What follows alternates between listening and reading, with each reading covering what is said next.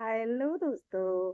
तो चलो मैं आज गैस कीजिए मैं कौन सा जिला लेकर आई हूँ। गैस कीजिए। नहीं किया तो चलो मैं ही बता देती हूँ। आज मैं आपको फतेहाबाद पढ़ाऊंगी, जो कि एग्जाम पॉइंट ऑफ व्यू से उसमें से कई बहुत सारे एग्जाम में क्वेश्चंस आते हैं। और उससे पहले हम थोड़ा सा रिवीजन करेंगे मैप का, जैसा कि मैं हर बार कराती हूँ। उससे पहले हम थोड़ा सा ये जो है हमारा,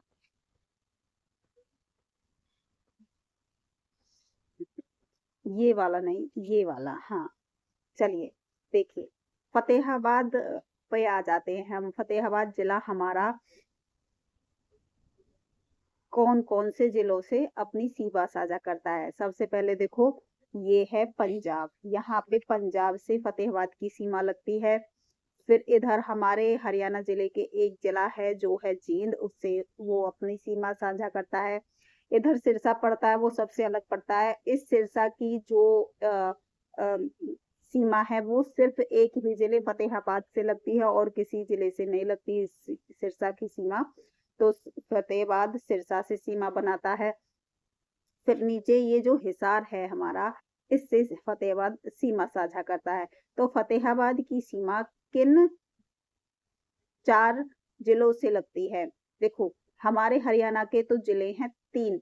तीन जिलों से फतेहाबाद सीमा साझा करता है। दो तरह से क्वेश्चन बनेगा। देखो, पहले तो पूछेंगे ये कि फतेहाबाद की सीमा किन तीन जिलों से लगती है। तो वो उसमें जिले तो आ जाएंगे, पहला सिरसा, फिर हिसार और जींद। तीन जिले आ जाएंगे। लेकिन एक क्वेश्चन ऐसा भी बनेगा कि वो कौन सा स्टेट है जो फतेहाबाद की सीमा जिस स्टेट से लगती है वो कौन सा स्टेट है। या फिर ऐसे आ जाएगा कि वो कौन सा अदर राज्य है, अन्य राज्य है जिससे फतेहाबाद अपनी सीमा साझा करता है। तो वो कौन सा राज्य है? पंजाब से फतेहाबाद अपनी सीमा साझा करता है। ठीक है, एक बार हम रिवीजन कर लेते हैं। मैं मैप लगाना भूल गई इंडिया, ओ सॉरी, हरियाणा का। तो उसमें हमने क्या चेंजेस आए हैं वो को देख लेते हैं। सबसे पहले तो जींद, जिससे सात जिलों की सीमा लगती थी, अब उनमें एक जिला और बढ़ गया है, हांसी।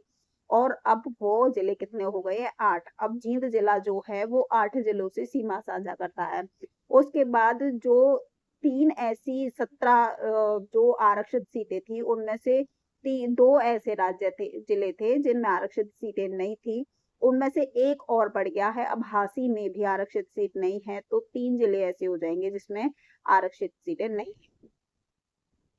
है। सॉरी, 5 जिलों में आरक्षित सीटें नहीं थी और अब 6 जिले ऐसे हो जाएंगे जिसमें आरक्षित सीटें नहीं है। और 2 जिले ऐसे थे जो किसी अन्य स्टेट से अपनी सीमा साझा नहीं करते थे, लेकिन अब हांसी भी एक ऐसा जिला है जो अन्य स्टेट से सीमा साझा नहीं करता, वो अंदर ही सिमट कर रह जाता है। तो ऐसे 3 जिले, हांसी, चरखी दादरी और रोहतक, ये 3 जिले हो गए। पहले 2 जिले आते थे। उसके बाद सबसे कम जनसंख्या किसकी थी? पहले आता था पंचकुला, लेकिन अब सबसे कम जनसंख्या किसकी मानी जाएगी? हांसी की मानी जाएगी। ठीक है, तो अब जनसंख्या की दृष्टि से सबसे कम जिला कौन सा है? हांसी है। ओके, चलिए, और कुछ रह गया हो तो आप लोग देख लेना, बता देना कमेंट करके। ठीक है, चलिए अब हम अपनी क्लास को आगे बढ़ाते हैं। फतेहाबाद बहुत सुंदर शहर है। इसकी इसको देखने में अद्भुत ही मजा आता है ना। इसके लौकिक दृश्य बहुत ही सुंदर हैं। चलिए इसके बारे में हम थोड़ा सा जान लेते हैं। देखिए, इस जिले की स्थापना कब हुई थी, हम ये देखते हैं। इस जिले की स्थापना 15/7/1997 को हुई थी। 15 तारीख थी 15, और महीना था 7वां, और सन था 1997। तो 1997 में फतेहाबाद जिले की क्या हुई थी? स्थापना हुई थी। शहर की स्थापना, जब फतेहाबाद जिला नहीं था, केवल एक शहर था, तब इसकी स्थापना कब हुई थी? तो इसकी स्थापना 1351-52 ईस्वी में फिरोज शाह तुगलक ने इसकी स्थापना करवाई थी। किसकी स्थापना करवाई थी? फतेहाबाद की। किसने करवाई थी? फिरोज शाह तुगलक ने करवाई थी। प्राचीन नाम क्या है इसका? इकदार। क्या है? इकदार इसका प्राचीन नाम है। किसका? फतेहाबाद का नाम क्या है? एकादार।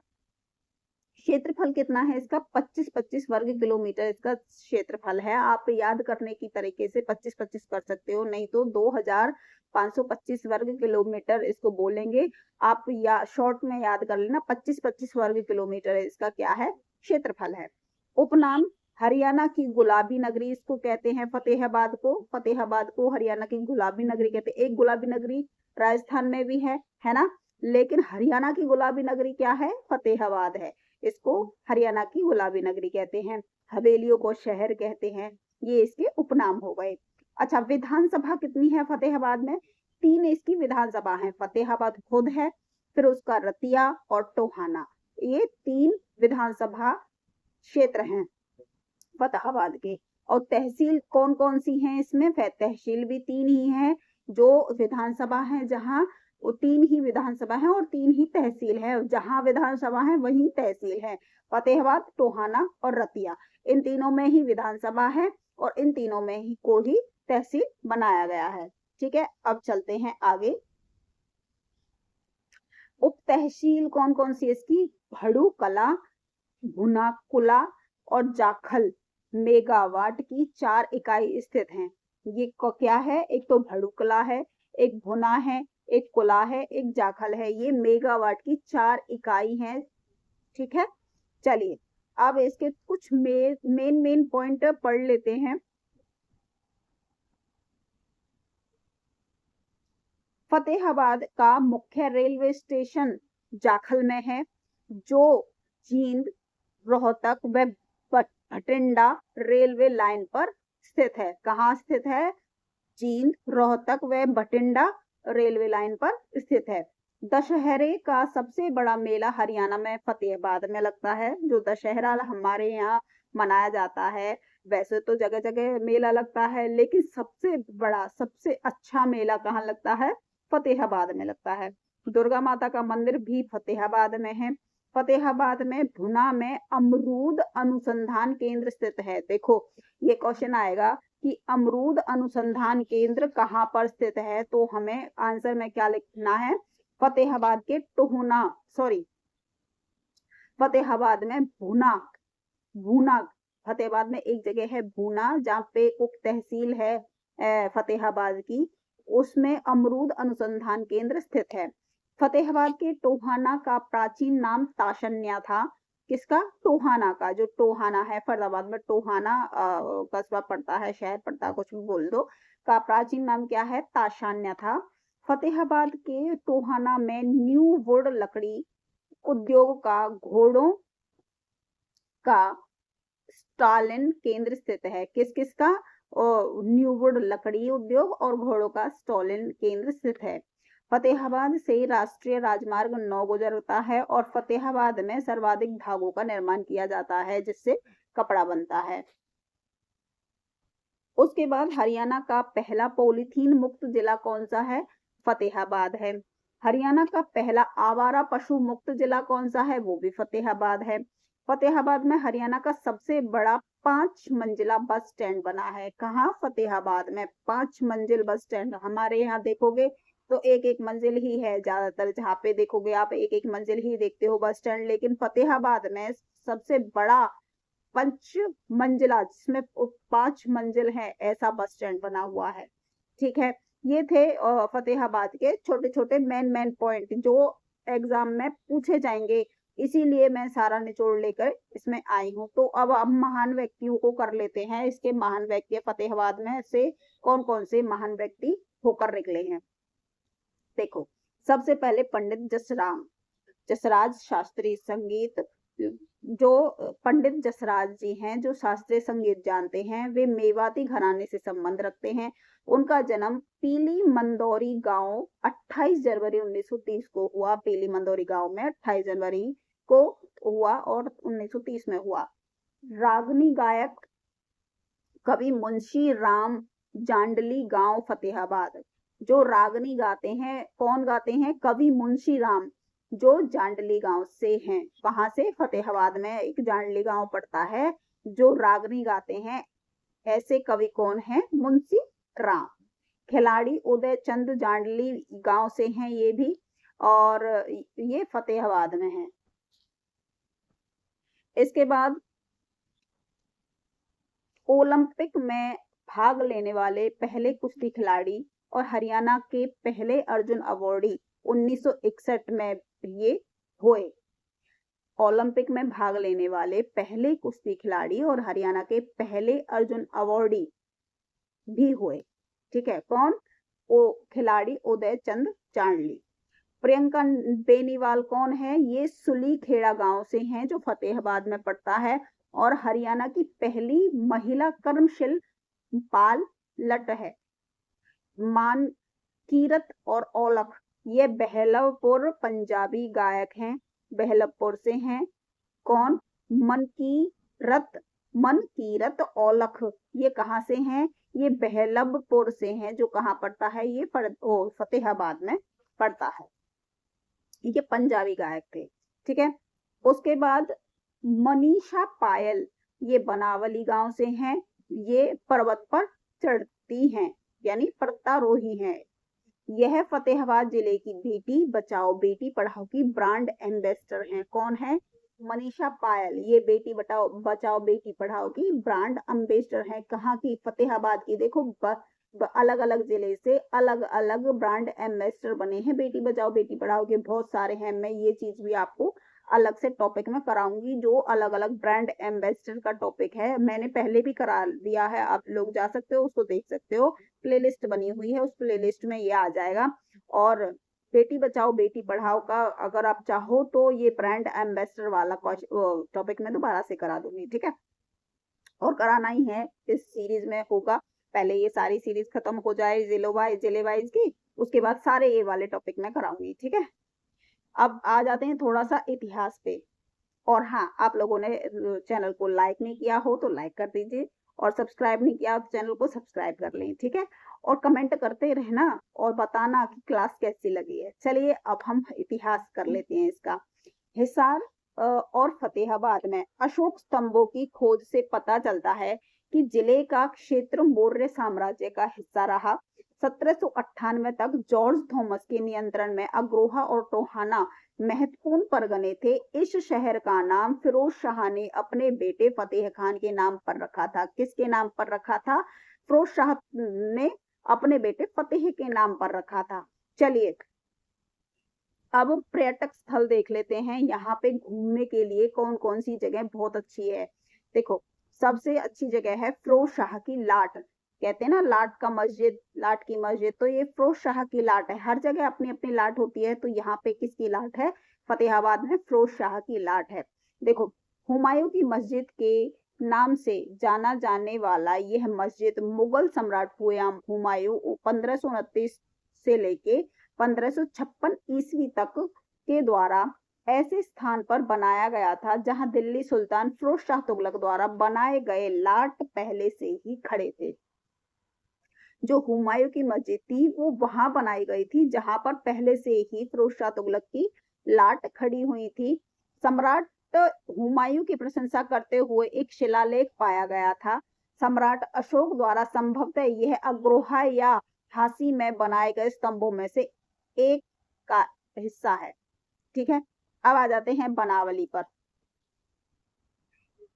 यह गांव जो बनावली गांव है, यह एक साइट सरस्वती नदी के किनारे स्थित है। कहां पर? सरस्वती नदी के किनारे पर स्थित है, जो कि आज लुप्त हो चुकी है, अब सरस्वती नहीं है। लेकिन जो ये बनावली है सरस्वती नदी के तट पर थी। हड़प्पा संस्कृति 2400-1900 ईसा पूर्व तक एक रेडियल पैटर्न में रखी गई। यहाँ से प्राप्त एस के आकार का एक जार, छिद्रित जार, फूलदान, खाना पकाने, हैंडल, बीकर, बेसिन, गोबलेट इत्यादि आदि शामिल है। मतलब हड़प्पा की जो जगह थी, सिंधु घाटी सभ्यता थी, वहां से बहुत सारी चीजें देखने को मिलती हैं। खुदाई में बहुत सारी चीजें मिली हैं। गले का हार है, मनके हैं, कंगन है, बर्तन भी मिले हैं, और बहुत सारी चीजें मिली हैं, कंकाल भी मिले हैं, तो फूलदान भी मिले हैं। उन चीजों से क्या पता चलता है कि आज से पहले जो हमारी पूर्वज थे वो हमसे बहुत आगे निकल चुके थे। मतलब बहुत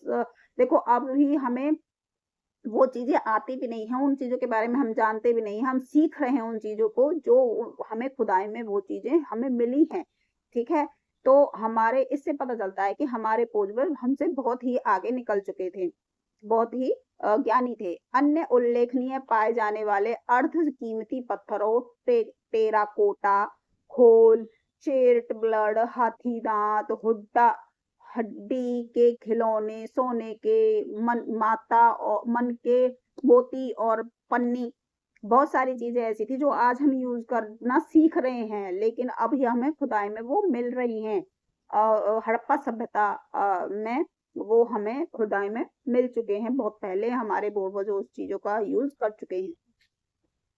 टेराकोटा पशु मूर्तियां और अंकित स्टेटाइल मोहरों और टेराकोटा मोहरें, तांबा, मछली, हुक, जौ, अनाज इत्यादि सब पहले हमारे जो पूर्वज थे वो सब कुछ यूज करते थे, सब कुछ उन्होंने कर लिया था। वैसे इस चीज से ये पता चलता है कि जो लाइफ है ना वो चक्र गोल गोल है, वो घूमती रहती है। हर चीज बनती है, फिर बिगड़ती है, फिर बनती है, या फिर नष्ट हो जाती है, फिर आती है, और फिर इंसान उसको सीखता है, और फिर वो लुप्त होती चली जाती है। तो ऐसे ही चक्र घूमता रहता है। ठीक है, तो जो ये हमारी हड़प्पा सभ्यता है ये पहले आ चुकी है, और जो अब हमारा जीवन चल रहा है ये हम उसको हम दोबारा से जी रहे हैं, है ना। तो इस तरह से हड़प्पा सभ्यता में, हड़प्पा की खोज में, सिंधु घाटी सभ्यता में खोज के द्वारा ये सारी चीजें हमें मिलती हैं। कुनाल, यह साइट वैदिक नदी सरस्वती के सूखे विस्तर पर स्थित है। इस साइट को हरियाणा सरकार के पुरातत्व और संग्रहालय विभाग के श्री जे.एस. खत्री और सूक्ष्म ब्लेड मछली हुक शामिल हैं। यहाँ से जो खत्री आचार्य के द्वारा उत्खनन किया गया है।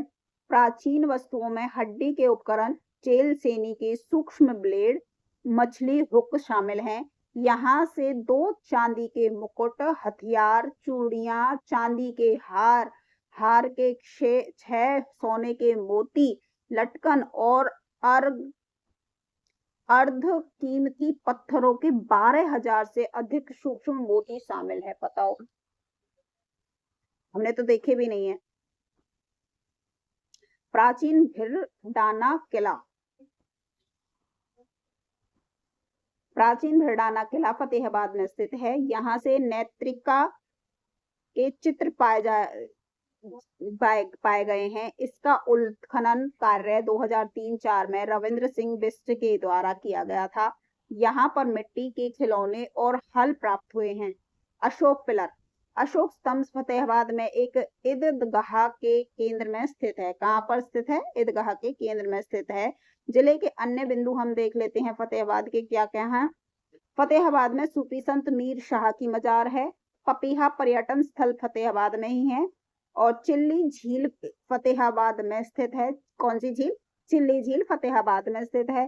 फतेहाबाद के गंदा गांव का नाम बदलकर अजीत नगर रखा गया है। फतेहाबाद का जो गंदा नाम था, गांव का नाम जो गंदा था वो अजीब ही है, तो उसको बदल ही देना चाहिए था। तो गंदा नाम बदलकर अब क्या रख दिया है? अजीत नगर रख दिया गया है। क्या रख दिया गया है? अजीत नगर रख दिया गया है। और देख लेते हैं, फतेहाबाद की रतिया विधानसभा सीट मतदाताओं के अनुसार सबसे बड़ी आरक्षित सीट है। कौन सी? रतिया विधानसभा की जो सीट है वो सबसे बड़ी सीट है। भट्टकला से 1857 की क्रांति का नेतृत्व मोहम्मद अजीम ने किया था। किसने किया था? मोहम्मद अजीम ने किया था। फतेहाबाद के टोहाना से अधिक नहरों के निकलने के कारण टोहाना को नगरों का नगर भी कहा जाता है।